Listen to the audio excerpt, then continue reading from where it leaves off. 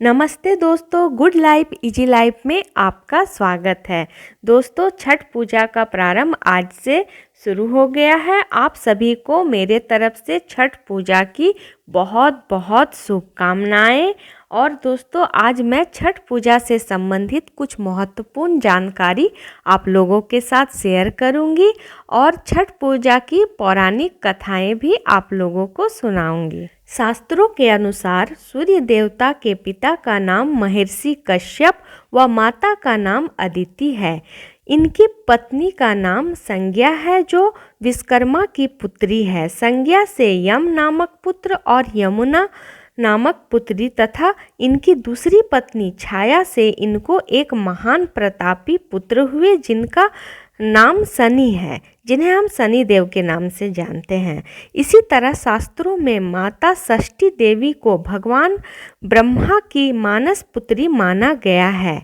इन्हें ही माँ कात्यायनी भी कहा गया है, जिनकी पूजा नवरात्रि में षष्ठी तिथि के दिन होती है। षष्ठी देवी माँ को ही पूर्वी उत्तर प्रदेश, बिहार और झारखंड में स्थानीय भाषा में छठ मैया कहते हैं।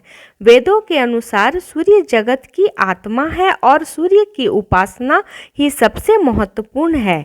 छठ पूजा का व्रत महिलाएं अपनी संतान की रक्षा और पूरे परिवार की सुख शांति का वर मांगने के लिए करती है। मान्यता अनुसार इस दिन निसंतानों को संतान प्राप्ति का वरदान देती है छठी मैया। छठ पूजा एक महापर्व है जो पूरे 4 दिनों तक चलता है। इस पर्व का मुख्य दिन कार्तिक शुक्ल पक्ष की षष्ठी तिथि होती है, लेकिन इसकी शुरुआत कार्तिक शुक्ल चतुर्थी से हो जाती है। ये व्रत काफ़ी कठिन है। इसमें 36 घंटों का निर्जला व्रत रखा जाता है। छठ पूजा में सूर्यदेव और छठी मैया की पूजा का प्रचलन है और उन्हें अर्घ्य देने का विधान है। छठ व्रत का प्रारंभ कार्तिक माह के शुक्ल की चतुर्थी से होता है और षष्ठी को कठिन व्रत रखा जाता है तथा दूसरे दिन सप्तमी को इसका पारण होता है। पहले दिन नहाय खाए का है, जिसमें घर की साफ सफाई की जाती है। व्रत रखने वाले महिलाएं स्नान करने के बाद स्वच्छ वस्त्र धारण करती हैं और शुद्ध ढंग से शाकाहारी भोजन बनाती है, जिनमें चने की दाल, लौकी की सब्जी, अरवा चावल प्रमुख होता है और भी विविध प्रकार की भोजन तैयार करती हैं, जिनको भोग के रूप में ग्रहण करती है। दूसरे दिन खरना। इस दिन व्रत करने वाले पूरे दिन उपवास रखते हैं और शाम को गुड़ की खीर, घी लगी हुई रोटी और फलों का सेवन करते हैं। इसके बाद संध्या षष्ठी को अर्घ्य अर्थात संध्या के समय सूर्य देव को अर्घ्य दिया जाता है और विधिवत पूजन किया जाता है। तब विविध तरह के वस्तुएं चढ़ाई जाती है। प्रसाद भरे सूप से छठी मैया की पूजा की जाती है। सूर्य देव की उपासना के बाद रात्रि में छठी माता के गीत गाए जाते हैं और व्रत की कथा सुनी जाती है। दूसरे दिन सुबह सूर्योदय से पहले नदी के घाट पर पहुंचकर घंटों कमर तक पानी में खड़े होकर उगते सूर्य को अर्घ्य देते हैं। पूजा के बाद व्रती कच्चे दूध और शरबत पीकर और थोड़ा प्रसाद खाकर व्रत को पूरा करती हैं, जिसे पारण या पढ़ना कहा जाता है। छठ पूजा की 4 पौराणिक कथाएं हैं जो अत्यंत प्रसिद्ध है। इसे छठ व्रती व्रत के दौरान सुनती हैं। छठ व्रत पूजा के दौरान इस कथा को पढ़ना जरूरी माना जाता है। पहली कथाएं हैं। पौराणिक कथाओं के मुताबिक राजा प्रियवंत को कोई संतान नहीं थी। तब महर्षि कश्यप ने पुत्र प्राप्ति के लिए यज्ञ कराकर प्रियवंत की पत्नी मालिनी को यज्ञ आहुति के लिए बनाई गई खीर दी।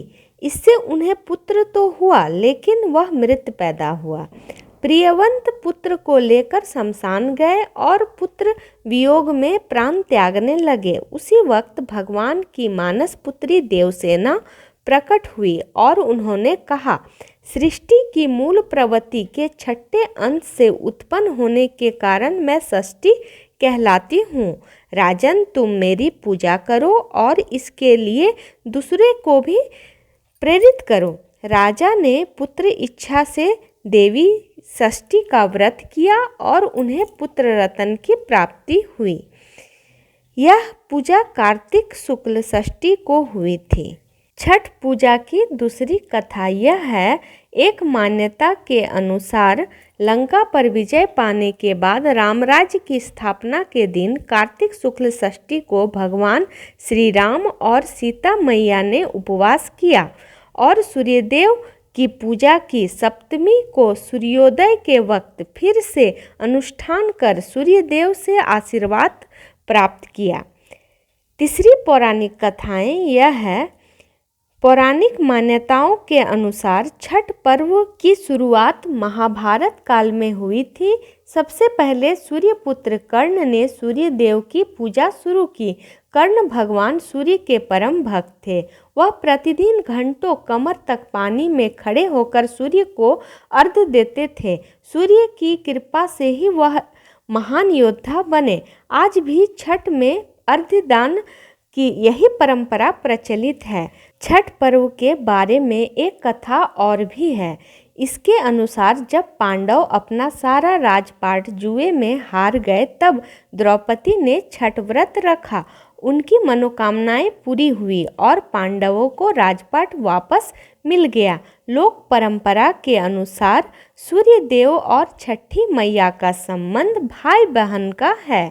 इसीलिए छठ के मौके पर सूर्य की आराधना फलदायी मानी गई है। दोस्तों, आपको अगर हमारा ये वीडियो पसंद आया तो इसे लाइक ज़रूर कीजिएगा, शेयर भी कीजिएगा और अभी तक अगर आपने हमारे इस चैनल को सब्सक्राइब नहीं किया है तो इसे सब्सक्राइब भी ज़रूर कर लीजिएगा ताकि मैं अपना हर वीडियो आप तक पहुंचा सकूं।